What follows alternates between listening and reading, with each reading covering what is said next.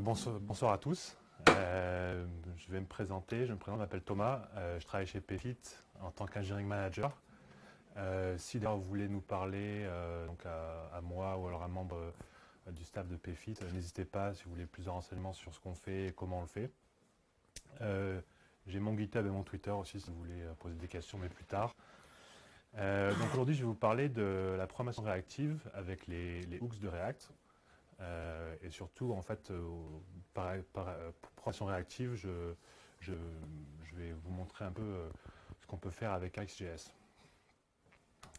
Donc, les hooks sur React, c'est assez nouveau. Donc, qui en a entendu parler? Qui a expérimenté avec les hooks? Pas mal de monde. Et qui en a déjà utilisé en production? Donc, quelques-uns, super. Donc, c'est assez nouveau. Pour ceux qui ne connaissent pas, c'est une manière différente de faire du React et qui permet en fait de gérer toute la logique dans les composants fonctionnels et de se passer des classes. Donc, je vais vous faire une petite démo de ce qu'on peut faire avec des hooks et puis ensuite, je rajouterai la programmation réactive. Donc, j'ai un exemple qui est juste un champ de recherche qui permet de rechercher des noms de villes de plus d'1 million d'habitants. Donc j'ai un JSON qui est sur un serveur. Et donc cet input-là, je peux taper par exemple Paris. Donc pour l'instant, rien ne se passe parce que je ne l'ai pas connecté. Et attendez, hop. Et là, donc j'utilise c'est un premier hook qui s'appelle useState, qui permet de faire déclarer de l'état dans un composant fonctionnel. Donc je lui passe un état initial, donc là qui est une string qui est vide. Et il va me donner la valeur actuelle et un callback pour pouvoir changer la valeur. Donc j'utilise ces deux éléments dans mon composant et ce qui me permet là de gérer l'état. Donc ce que je vais faire maintenant en plus, c'est que je vais rajouter un état pour les résultats de ma recherche. Donc je vais l'appeler search results, set search results. Et donc je vais donner un état initial d'un tableau vide. Et ensuite, je vais connecter hop là, le résultat ici. Donc là, en fait, rien ne se passe parce que du coup, je n'ai pas encore de requête.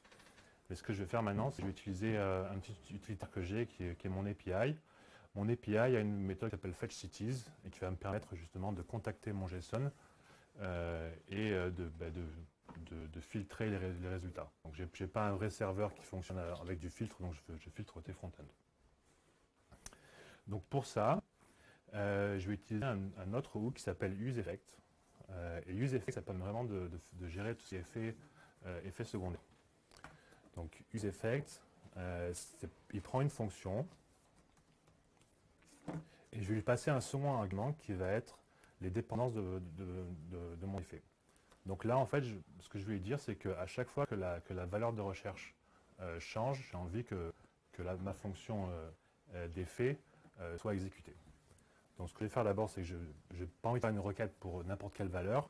Donc je vais dire si ma value de recherche a plus de 3 éléments, je vais faire la requête. Et donc là, je vais appeler fetchCities, pardon, et puis avec ma valeur de recherche.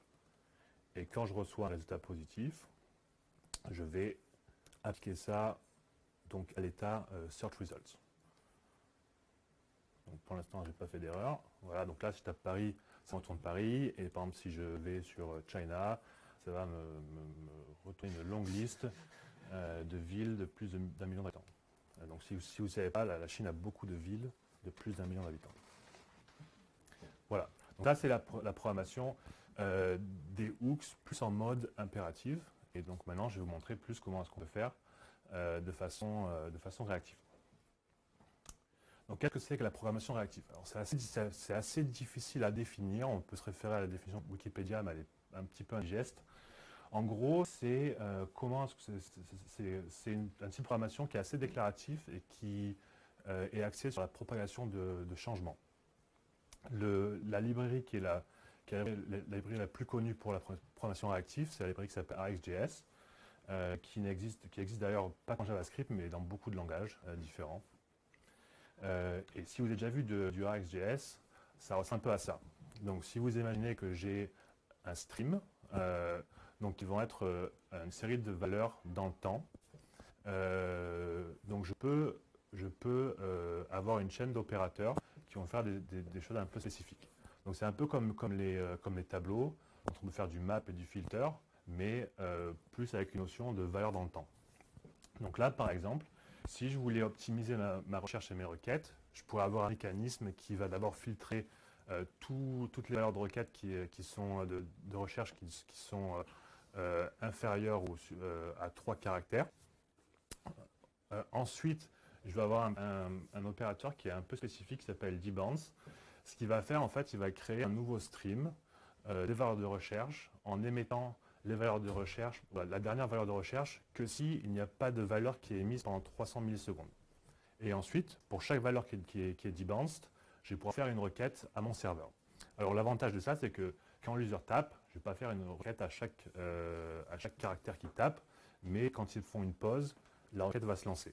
Et SwitchMap a aussi un avantage, c'est qu'il va uniquement considérer la dernière requête. Il va toutes les requêtes antérieures, il va plus s'en préoccuper et même il va pouvoir annuler les requêtes en cours.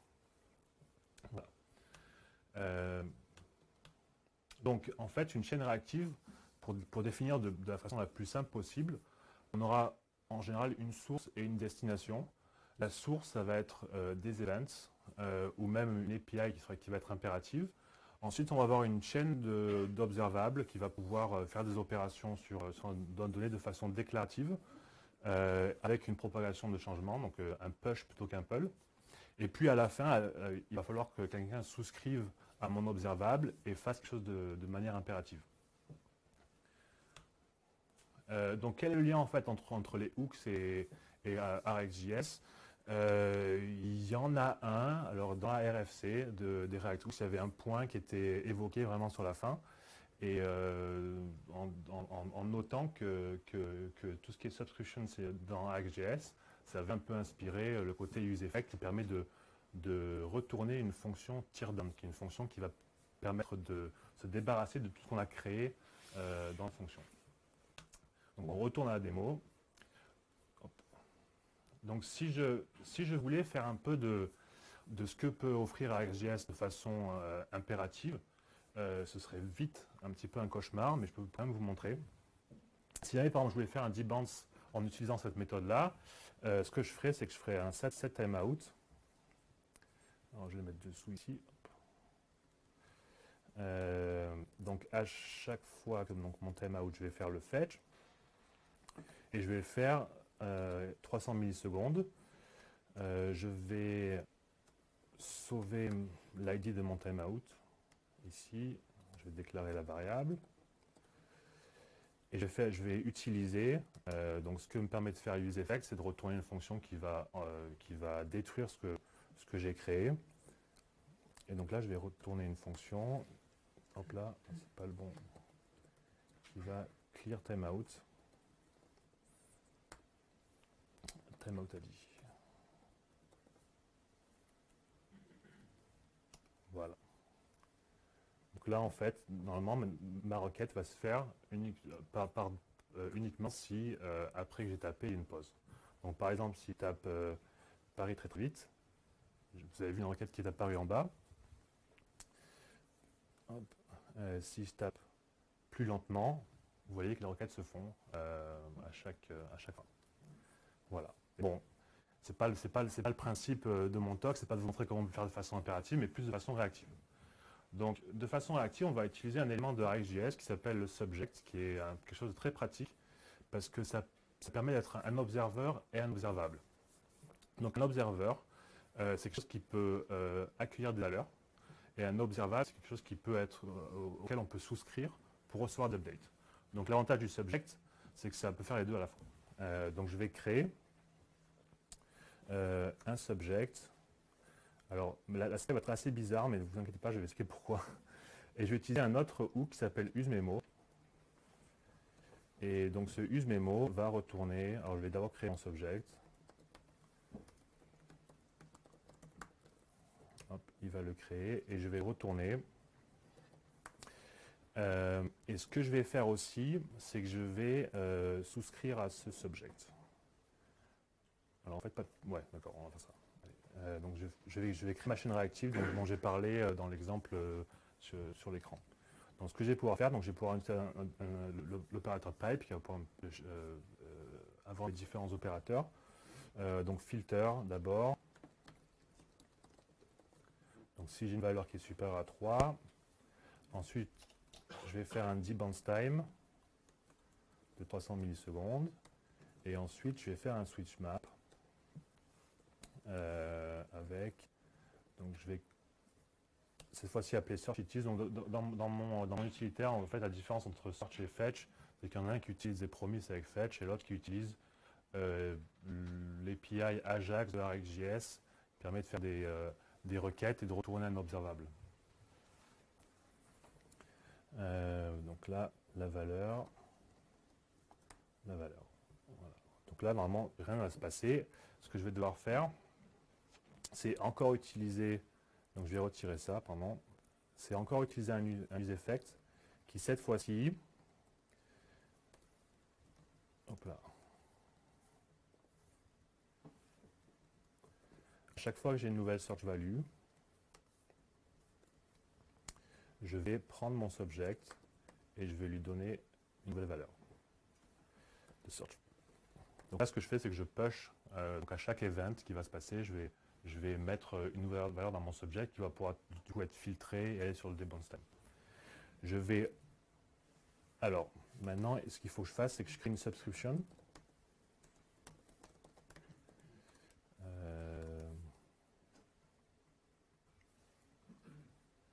Pardon.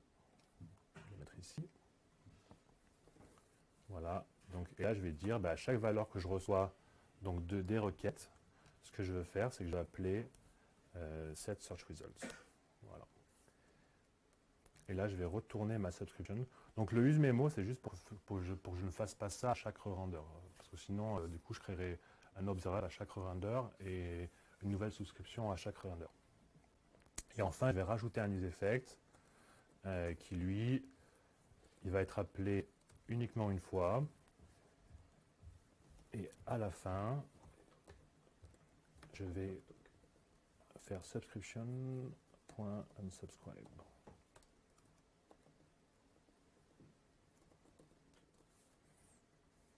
Voilà, j'espère que ça marche. Non, ça marche pas. J'ai pas use memo.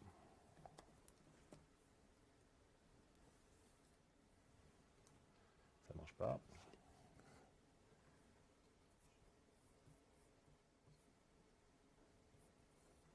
Et voilà, parce que je l'ai pas ici. Voilà. Ok. Donc maintenant, normalement, la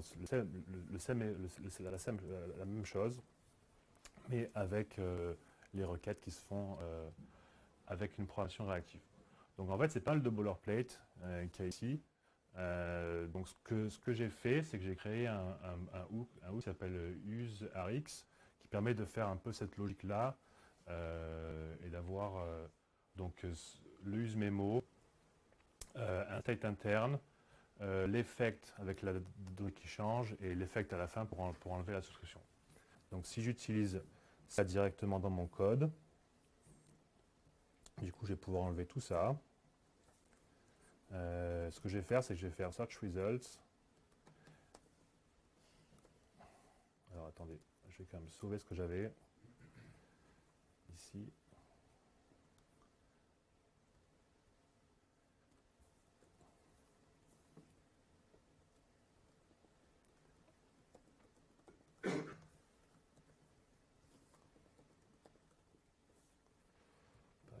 Voilà, et je vais lui passer search value.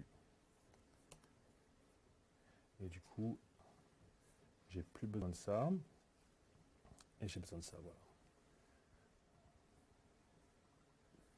Donc il faut que je l'importe forcément.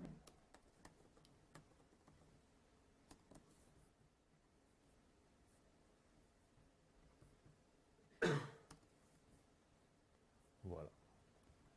Donc là, Paris, voilà Paris et China. Et si je fais par exemple United States aussi, donc pour les villes qui ont plus de 1 million d'habitants. Voilà. Donc là, en fait, j'ai créé une API, donc un hook custom. Ce que ce hook fait, donc je vais lui passer en fait une fonction qui va manipuler un stream de données et je vais lui passer une donnée. Donc à chaque fois que ma valeur de recherche change, je la passe au hook qui lui la pousse au subject et qui lui en fait m'appelle une fois au début avec ce subject. Donc il va gérer la souscription, etc. Et du coup, dans mon composant, j'ai une API qui est assez nette qui va me donner un stream que je peux manipuler et qui va gérer tout ce qui est souscription pour moi. Voilà. Donc avec ça, en fait, je bénéficie de toute la puissance de AXJS et je peux faire beaucoup plus d'opérations que je veux. Et vraiment l'avantage, ça permet de manipuler tout ce qui est asynchrone, mais aussi avec une dimension temporelle qui est beaucoup plus difficile si on fait la programmation impérative, où on doit manipuler des intervalles ou des timeouts ou des promises, etc. Voilà. Ben, merci à tous d'avoir écouté.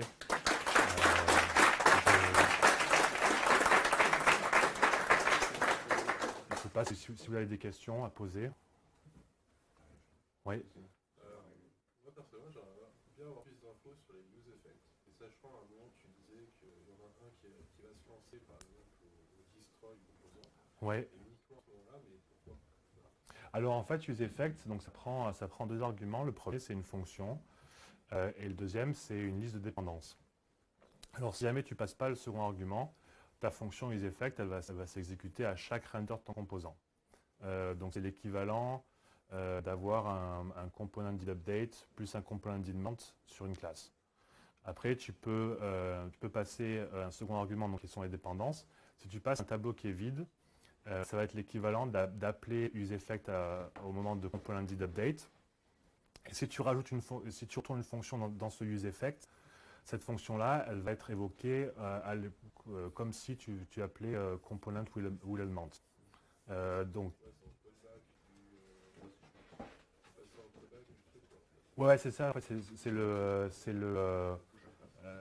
donc là, c'est ta useEffect. Voilà, cette fonction-là ici, c'est elle qui est exécutée, et c'est le second argument ici qui dicte quand la fonction est exécutée.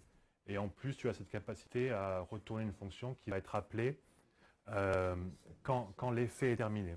Donc par exemple, si ici j'avais une fonction qui faisait quelque chose et que je retournais, elle serait appelée à chaque fois que data change. Donc à chaque fois, en fait, cette fonction est réinvoquée, et ce qui a été retourné par l'invocation précédente est lui aussi invoqué.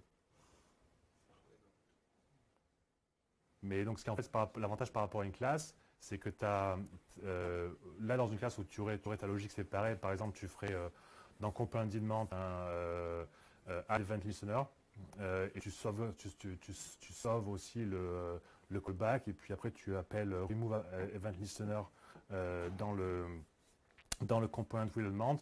Là, tu peux avoir cette logique qui est dans un bloc, au lieu d'être finalement séparé par le type de la cycle method.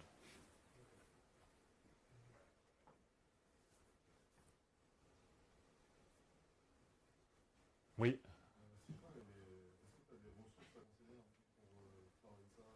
Sur ArcGIS, alors il y a pas mal de ressources disponibles. Alors après, il y a plein de cours en ligne, de vidéos en ligne et de tutos.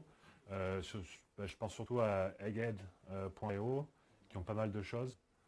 Egghead, attends, je vais te taper. Ouais, tête d'œuf, quoi. Ce qui veut dire, voilà, comme ça. Voilà, donc il y a pas mal de ressources.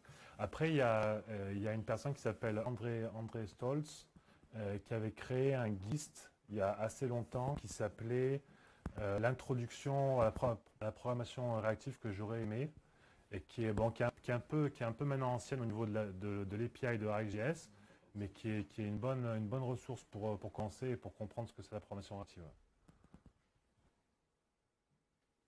Oui. Est-ce que tu sais si eux se sont exprimés au sujet de Linux? Est-ce qu'ils disent tiens, il y a une opportunité Pour ARX, Ouais. il y a eu un petit appel d'air quand les hooks ont été annoncés, où il y a pas mal de gens qui ont posé un peu des choses comme ça au niveau des hooks qui pourraient gérer de la programmation réactive.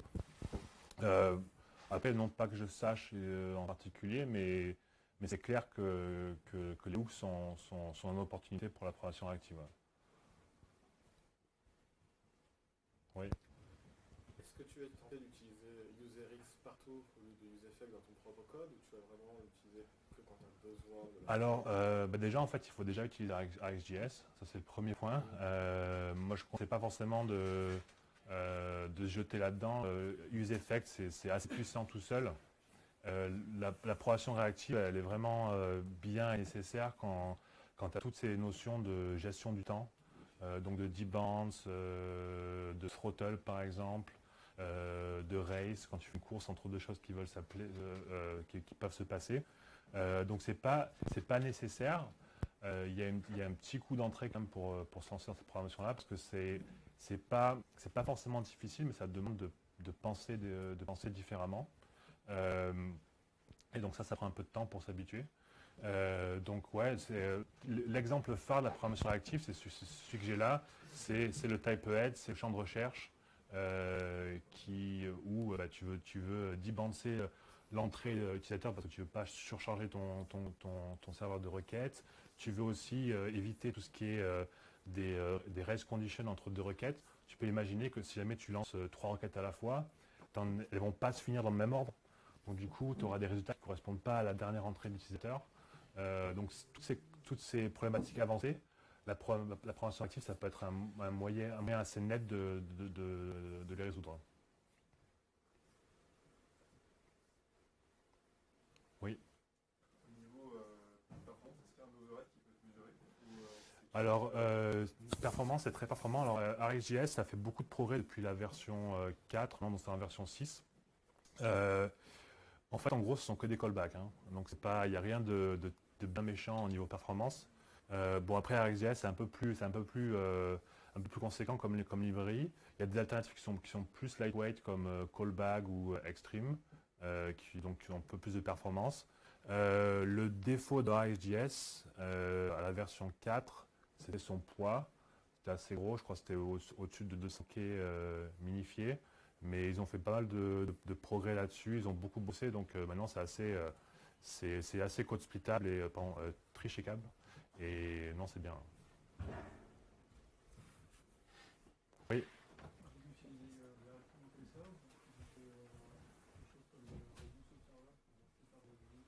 Alors nous, on n'utilise pas ArcGIS chez PFIT. Là, c'est juste un talk perso, un truc que j'aime bien. Redux Observable, ça permet l'utilisation de ArcGIS, mais vraiment que dans le contexte de Redux, pas dans le contexte de React. Et donc, ouais, vraiment, quand je parlais de chaîne réactive, ici, Redux Observable, c'est un cas très précis où les events, ce sont des actions et la destination impérative, c'est du dispatch. Et après, tu peux manipuler des choses.